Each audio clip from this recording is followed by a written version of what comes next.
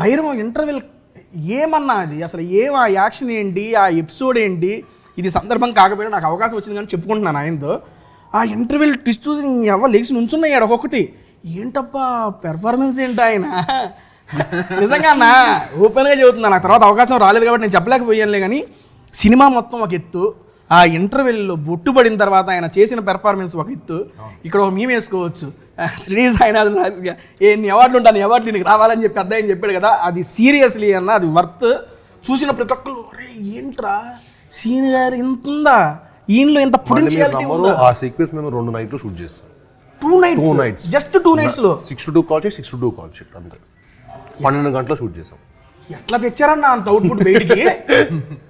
Seriously నిజంగా shocking అన్న. అది కొంచెం బడ్జెట్లు పెరిగి కొంచెం ప్రొడ్యూస్ మాకు 10 రోజులు ఇస్తే అప్పటికే ఇంకా ర్యాంప్ పడిస్తా. అప్పటికే గట్టిగా ఇచ్చారు ర్యాంపు.